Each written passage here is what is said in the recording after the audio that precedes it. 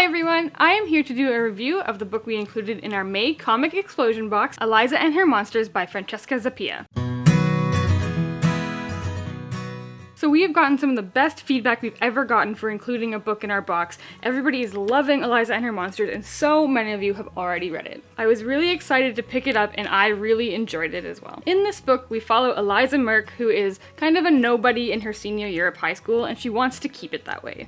But little does anybody know that she's actually the inventor of a wildly popular online webcomic called Monsters C. She really doesn't have any in real life friends, and she really doesn't want that to change at all, and she prefers to be invisible. She really spends most of her days living her online life and loving being there. She has some great online friends that she interacts with all around the globe. In the middle of the school year, another student named Wallace gets transferred to her high school, and to her dismay, Eliza has to show him around. As it turns out, Wallace is actually the #1 fan fiction writer for Monsters C, and Eliza kind of convinces him that she's also just a fan. One day, Eliza's identity is revealed worldwide, and then Eliza has to deal with the repercussions of what happens after that. So this book is an excellent story within a story situation. Not only do we get Eliza's point of view, but we also get to follow along as she publishes Monsters C as the webcomic online. And although this kind of seems like a chunky book, like it's about 400 pages long, it's really a quick read because you get to see all of this art throughout, and it's also just grips you because you get to kind of experience the intensity in which Eliza feels this kind of devotion to her online friends. I found it very interesting that it is definitely a character-based story, even though we don't actually ever meet so many of the characters in the book. We only experience them through online messaging. As Eliza slowly begins to form a bond with Wallace and experience life offline for the first time in quite a while, you really get to see her grow as a person and come to appreciate things a little bit more. Wallace was such an interesting character, and this really isn't a spoiler, but he isn't comfortable speaking out loud in a lot of situations. So they often only communicate in writing, or Wallace will write and Eliza will speak. It's not that he is incapable of speech, it's just kind of an anxiety thing, and he just doesn't feel comfortable, so at school he doesn't speak at all. I enjoyed that because she is so comfortable with communicating with people in writing online, Eliza didn't let this kind of quirk phase her at all and still embraced Wallace as a friend. Wallace has definitely had some traumatizing things happen to him in his life, and I enjoyed him as a character because he was still so warm and still did things that Eliza was uncomfortable doing, like going out to parties and things like that, and I enjoyed that even though he's clearly has some traumatic situations in his life, he still forces himself to, go out and enjoy life and go out and dress up on Halloween and things like that, and I think they were a good pairing in that sense for sure. Another thing I really appreciated was Eliza's family, because although she is pretty much always frustrated with them as they are constantly trying to force her to go outside and make friends and get involved in sports activities and things like this, and she's clearly not interested and always rebukes it, you do see that they are actually genuinely trying as parents to do something positive for her. She's just not being very receptive, and I think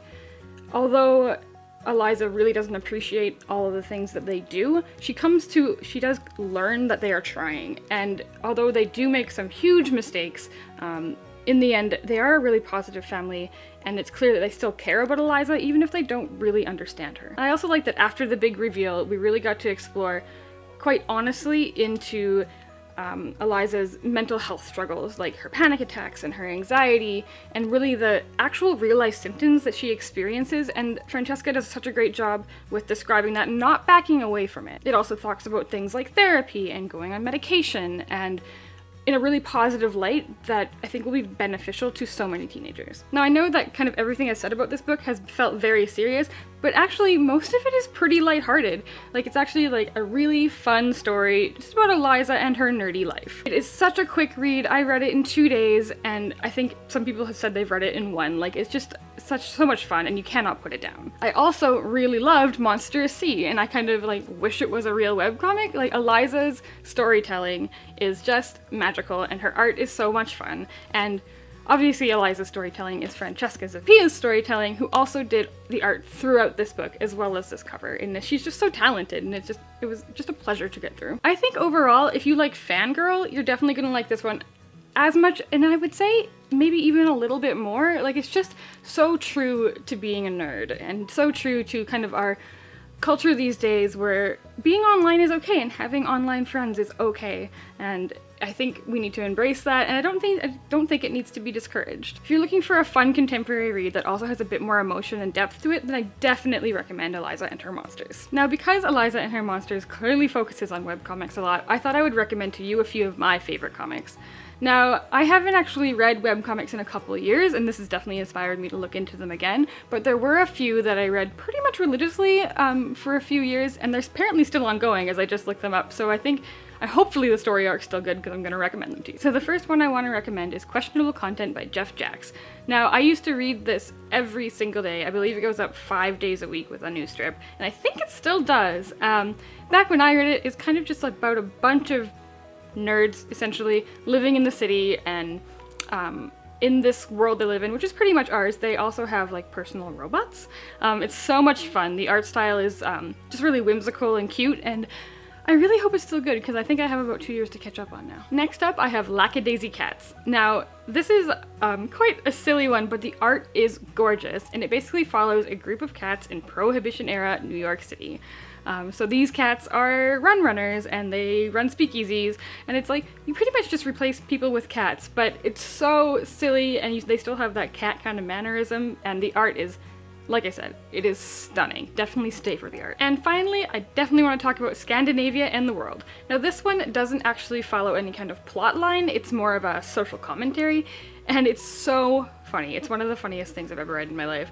And basically what it is the artist personifies different countries and shows different social interactions they have together, even will illustrate different like historical moments between countries as these like cute little like, not stick figures, but like simple cartoons, and it's just so silly and very educational, and it's actually just a joy to read, and I highly recommend everybody checks it out. Alright, thanks so much for tuning in to this little review of Eliza and Her Monsters. We're actually having a Twitter chat tonight, June 24th at 5 p.m. Pacific time with Francesca Zappia, so come join us to answer some fun questions inspired by the book, and we'll probably be doing a giveaway as well, so don't miss out. As always, like this video and subscribe to our channel. Happy reading, and thanks for being awesome. Bye!